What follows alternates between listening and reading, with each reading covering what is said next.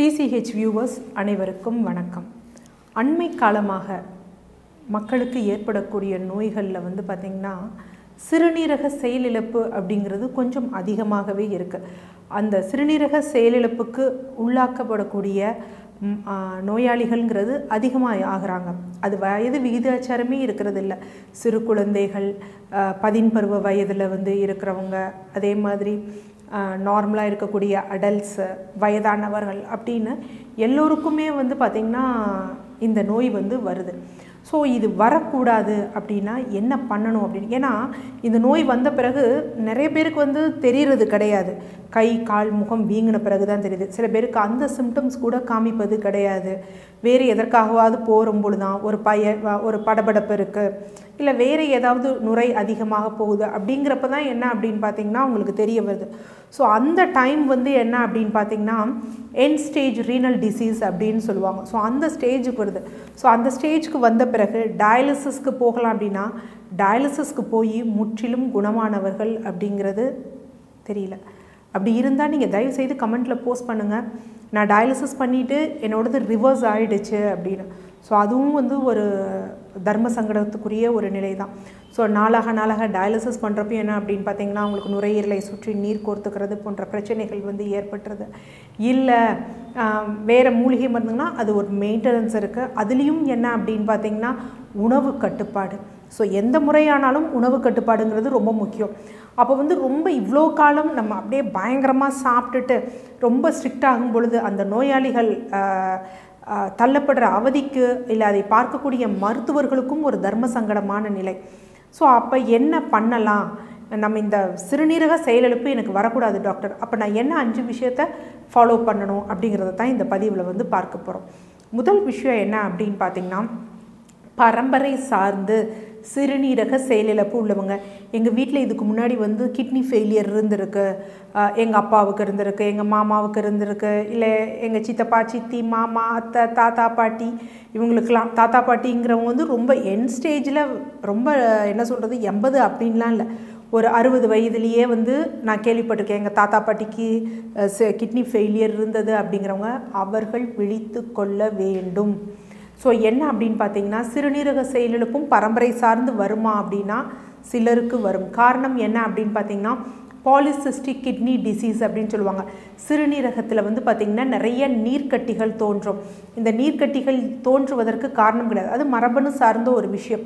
So நார்மலாகவே சிறுநீரகத்தில் நிறைய நீர்க்கட்டிகள் தோன்றும் பொழுது என்னாகும் அப்படின்னா சிறுநீரகம் வடிகட்டுவதில் சிரமம் ஏற்பட்டு சிறுநீரக செயலிழப்புக்கு தள்ளப்படும். அப்போ எங்களுக்கு பரம்பரையாக எங்கள் குடும்பத்தில் இப்படி ஹிஸ்ட்ரி இருக்குது, இல்லை பாலிசிஸ்டிக் கிட்னி இருந்தது, இல்லை நான் எப்பயோ ஸ்கேன் பண்ணுறப்ப எனக்கு கிட்னியில் சிஸ்ட் பாலிசிஸ்டிக் இருக்குது அப்படின்னா விழித்து கொள்ள வேண்டும்.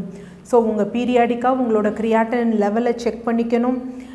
இல்லை அப்படின்னு பார்த்தீங்கன்னா உங்களோட இஜிஎஃப்ஆர் லெவலை செக் பண்ணிக்கணும். இஜிஎஃப்ஆர் எஸ்டிமேட்டர் குளோமருலார் ஃபில்ட்ரேஷன் லெவல் ஒரு குத்து மதிப்பாக கிட்னி எவ்வளோ வடிகட்டுதுன்னா அது மாதிரி யூரினில் மைக்ரோ ஆல்புமின், இது 3ஐயும் செக் பண்ணிக்கணும்.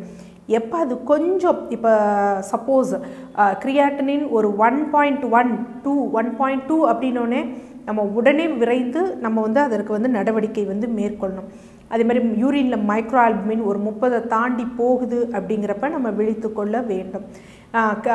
இஜிஎஃப்ஆர் அப்படிங்கிறது ஒரு 90க்கு கீழே குறையுது, 80-76ன்னு வருதுன்னா அப்பயே நம்ம விழித்து கொள்ள வேண்டும். இது முதல் விஷயம். அடுத்து 2வது விஷயம் என்னென்னா, அடிக்கடி எனக்கு யூரினரி ட்ராக்ட் இன்ஃபெக்ஷன் வருது. என்ன காரணங்கள்? ட்ராவலிங்கால் எதனால யூரினரி ட்ராக்ட் இன்ஃபெக்ஷன் வரலாம், இல்லை நம்ம பயன்படுத்தக்கூடிய கழிவறை அந்த மாதிரி விஷயத்தில் இருந்தாலும் அது என்றைக்கோ ஒரு தடவை வந்தால் பரவாயில்ல. சும்மா எப்போ பாரு 3 மாதத்துக்கு ஒரு தடவை 6 மாதத்துக்கு ஒரு தடவை மருத்துவரிடம் செல்வது, ஆன்டிபயோட்டிக் போடுவது, இல்லை அந்த டாக்டர்கிட்ட ஒரு தடவை வச்ச ஆன்டிபயோட்டிக்கை வச்சே நம்மளே மெடிக்கல் ஷாப்பில் போய் ஆன்டிபயோட்டிக் எடுத்துக்கிறது. ஸோ இந்த மாதிரி தொடர்ந்து வராத நம்ம தவிர்க்கணும். என்ன அப்படின்னா இதனால் சிறுநீரக செயலிழப்பு வரும். சிறுநீரகமானது சுருக்கமடையவும் ஆரம்பிக்கும். அதனால் என்ன அப்படின்னா ஏன் இப்படி அடிக்கடி வருது, இப்படி வராமல் இருக்கிறதுக்கு என்ன பண்ணணும்? ஏன்னா சில பேருக்கு பார்த்திங்கன்னா ரிஃப்ளெக்ஸ் நெஃப்ரோபதின்னு சொல்லுவாங்க. சிறுநீரானது வெளியேறாமல் பிளாடர்லேருந்து மேல் நோக்கி சொல்லும். அந்த மாதிரி விஷயங்களாலேயும் வந்து பிரச்சனைகள் யூரினரி ட்ராக்ட் இன்ஃபெக்ஷன் வரலாம். நம்ம எங்கே போயும் இன்ஃபெக்ஷனை வாங்க வேண்டாம், நம்ம யூரினே வந்து நமக்கு எதிர்கழித்து என்ன ஆகும்னா இன்ஃபெக்ஷன் ஏற்படும். ஸோ அதனால் ரெக்கரண்ட் யூரினரி ட்ராக்ட் இன்ஃபெக்ஷன் வரக்கூடாது. வந்தால் அது ஏன் வருதுன்னு பார்த்து அதற்கு ஒரு முழு தீர்வை முன்னாடியே கண்டறிஞ்சிடணும். அடுத்து மூன்றாவது விஷயம் என்ன அப்படின்னு பார்த்தீங்கன்னா சிறுநீரக கற்கள்.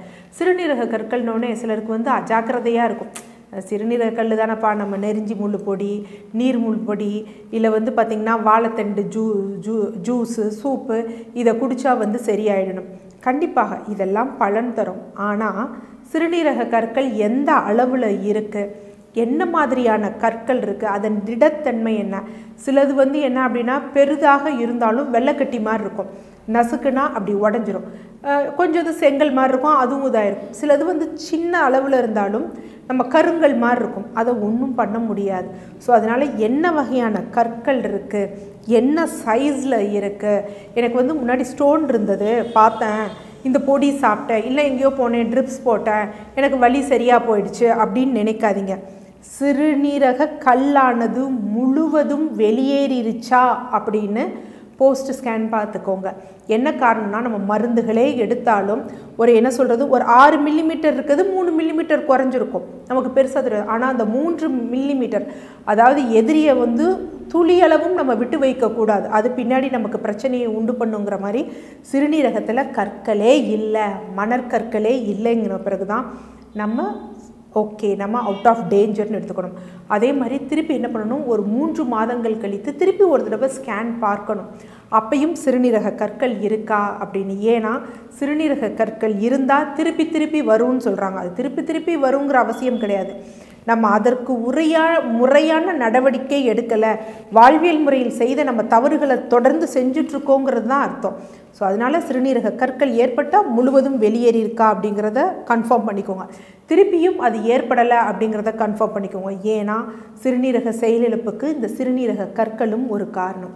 அடுத்து 4வது முக்கியமான காரணம் என்னென்னா கட்டுக்கடங்காத சர்க்கரை நோய், ஹைப்பர் டென்ஷன், பிளட் ப்ரெஷர் ஜாஸ்தியாக இருக்குது. சில பேருக்கு தெரியவே தெரியாது. என்ன அப்படின்னு பார்த்தீங்கன்னா சொல்லுவாங்க, எனக்கு 5 வருஷமாக சுகர் இருக்குது, 12 வருஷமாக சுகர் இருக்குது, நான் சுகருக்கு எந்த டாக்டர்கிட்டையும் எந்த மாத்திரை எடுக்கிறதில்ல, பிளட் டெஸ்ட் எதுவும் பார்க்கறதில்ல, நான் நல்லா தான் இருக்கேன், நான் ஒன்றும் இழைச்சி போயிடலை அப்படின்னு வந்து சொல்லுவாங்க. எல்லோரும் என்ன நினச்சிட்ருக்காங்க, சர்க்கரை நோய் வந்தால் எல்லாரும் இழைக்கணும் தான். டைப் 2 சர்க்கரை வியாதியில் உடல் இழைப்பு இருக்கணுங்கிற அவசியமே கிடையாது. அது டைப் 1ஆக மாறுறப்ப, இன்சுலின் டிபெண்ட்டாக மாறுறப்ப தான் வந்து என்ன அப்படின்னா உடல் இழைப்பு போன்ற பிரச்சனைகள்லாம் வரும். ஸோ அப்போ நமக்கு சைலண்ட்டாக இருக்கும். ஆனால் என்ன அப்படின்னு பார்த்தீங்கன்னா ரத்தத்தின் சர்க்கரை அளவு அதிகமாகும் பொழுது ரத்தம் ஓடக்கூடிய அந்த விஸ்காசிட்டி இருக்குது பார்த்தீங்களா, அது வந்து கொழகொழப்பு தன்மை ஜாஸ்தியாக இருக்கும், சரியாக ஓடாது. கிட்னிக்கு ரத்த ஓட்டம் இல்லாத பொழுதும் கிட்னி ஃபெயிலியர் ஆயிரும். அதுமாதிரி இந்த ஃபாஸ்டிங் பிபி பிளட் சுகரை வச்சும் தீர்மானிக்காதீங்க. 3 மாதம் சர்க்கரை அளவு ரொம்ப முக்கியம், சீராக இருக்கணும். அடுத்து பிபிக்கு என்ன அப்படின்னு பார்த்தீங்கன்னா, பிபி என்றைக்கோ பார்த்துருப்பாங்க, டாக்டர்கிட்ட பார்த்துட்டு டாக்டர் மருந்து பரிந்துரைச்சிருப்பாங்க. ஆனால் நம்ம மக்கள் என்ன பண்ணுவாங்க அப்படின்னா அதை எடுக்க மாட்டாங்க, டயட்டையும் ஃபாலோ பண்ண மாட்டாங்க. நீங்கள் சர்க்கரை நோயோ குருதி அழுத்தமோ எதுவானாலும் நீங்கள் மருந்து எடுக்கலைன்னா அதற்குரிய உணவு முறையாவது ஃபாலோ பண்ணும். உணவு முறையும் ஃபாலோ பண்ணாமல் மருந்து முறையும் ஃபாலோ பண்ணாமல் இருந்தோம் அப்படின்னா அது நமக்கு தான் ஆபத்து. அப்போ என்ன ஆகும் அப்படின்னா எப்பயாவது தலைவலிக்கும், இல்லை அன்றைக்கி ஏதாவது ரொம்ப ஆயிலி ஃபுட் ஐட்டம் சாப்பிட்ருப்பாங்க, தலைவலிக்கிற மாதிரி இருக்கும், கொஞ்சம் வாய் கொளர்ற மாதிரி இருக்கும், கைகளில் தூக்க முடியாத மாதிரி இருக்கும். உடனே அவங்களுக்கே தெரியும் நமக்கு பிபி ஜாஸ்தியாக இருக்குன்னு. முன்னர் டாக்டர் என்ன மருந்து பரிந்துரைச்சாங்களோ அதை போடுவாங்க. ஸோ சப்சைட் ஆகும்.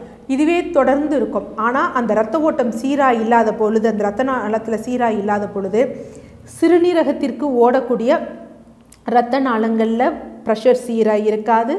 அப்போ என்ன அப்படின்னா கிட்னியில் இருக்கக்கூடிய நெஃப்ரான்ஸ் பாதிப்படையும். அதனால் சர்க்கரை நோயோ டைப் 2 சர்க்கரை நோயெல்லாம் ஃபுல்லி ரிவர்சபிள், நம்ம வெளியவே வந்துடலாம். சர்க்கரை நோய்க்கு வாழ்நாளும் மருந்து போட வேண்டிய அவசியம் இல்லை.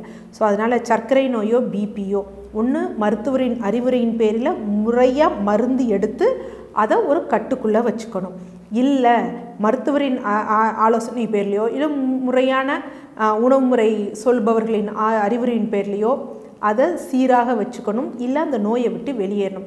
இது ரெண்டுமே ஃபாலோ பண்ணலைன்னா கண்டிப்பாக சிறுநீரக செயலிழப்பு வரும்.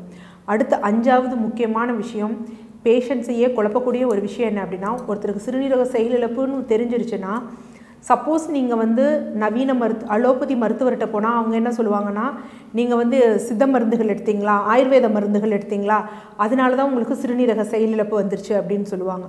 இல்லை நீங்கள் பாரம்பரிய மருத்துவர்களான சித்த மருத்துவர்களோ இல்லை ஆயுர்வேத மருத்துவர்கள்ட்டையோ போனீங்கன்னா, நீங்கள் நிறைய பெயின் கில்லர்ஸ் நவீன மருந்துகள் எடுத்தீங்களா, அதனால தான் வந்து பார்த்தீங்க அப்படின்னா உங்களுக்கு சிறுநீரக செயலிழப்புகள் ஏற்பட்டுருச்சுன்னா.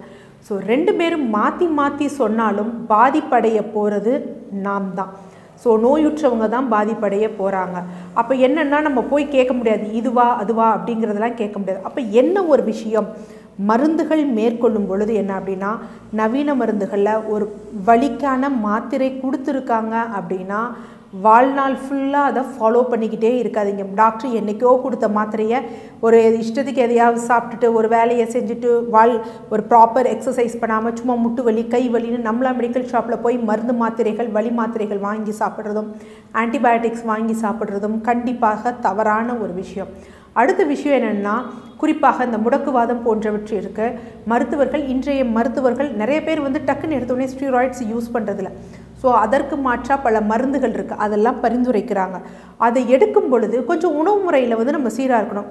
இந்த சித்தா மருந்துகளுக்கு போனால் தான் வந்து பார்த்திங்கன்னா இந்த பத்தியம் இப்படிலாம் கட்டுப்பாடெல்லாம் சொல்கிறாங்க, இதுனா நம்ம எது வேணுமாவது சாப்பிட்டுக்கலான்னு சாப்பிடும் பொழுது என்னென்னா நோயோட தீவிரம் ஜாஸ்தியாகும்.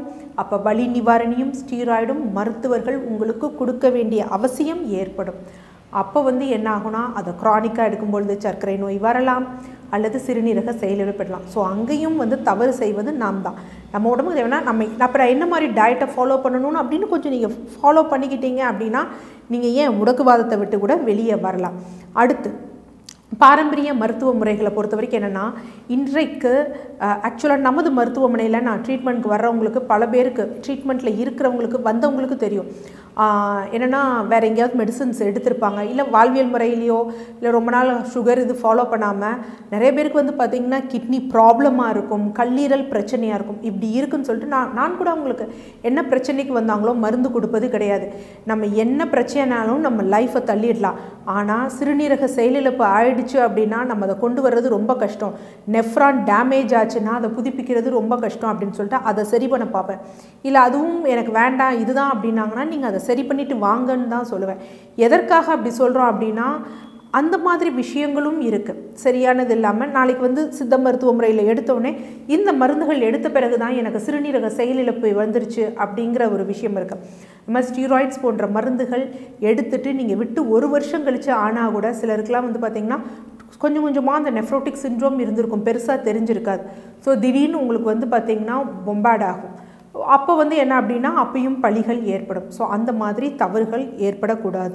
ஸோ நீங்கள் இந்த இதுக்கு போகிறீங்களா, நீங்கள் மருத்துவர்கிட்ட எந்த மருத்துவர்கிட்ட போனாலும் உங்களது ஃபஸ்ட்டு செக் பண்ணிக்கோங்க, உங்கள் சிறுநீரகம் கல்லீரல் நல்லா இருக்கான்னு. ட்ரீட்மெண்ட் முடிஞ்ச பிறகும் நல்லா இருக்கா இல்லையான்னு செக் பண்ணிக்கோங்க. அப்போ ஏதாவது இருந்ததுன்னா மருத்துவர் கொடுத்த மருந்துகளின் மீது தான் குறை அப்படின்னு தெரிஞ்சுக்கலாம். அது சித்த மருத்துவத்தில். அடுத்த விஷயம் என்னென்னா, சித்த மருத்துவம் அப்படிங்கிறதும் அதுவும் ஒரு மருந்து தான்.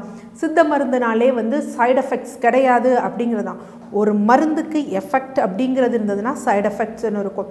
ஸோ சித்தர்களே வந்து இந்த மருந்து இவ்வளோ தான் கொடுக்கணும், இதுக்கு மேலே கொடுக்கக்கூடாது, இது உத்தமம், இது மத்தியமம், இது அதமம், இது அதாமதமம் அப்படின்னு வந்து கால்குலேட் பண்ணி தான் வச்சுருக்காங்க.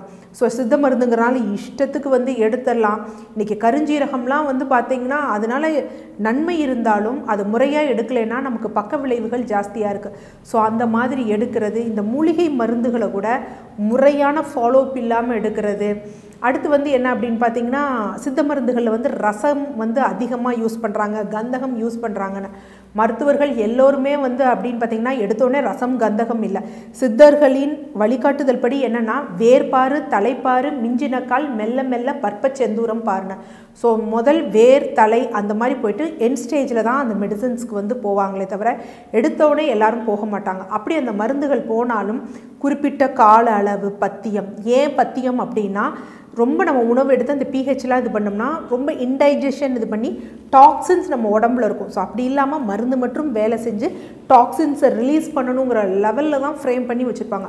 ஸோ இதில் தவறுகள் மருத்துவர்கள் முறையாக அதை இது பண்ணாமல் கண்டினியூ பண்ணாங்க. யூஸ்வலாக மருத்துவர்கள் அதை முறையாக தான் கொடுப்பாங்க.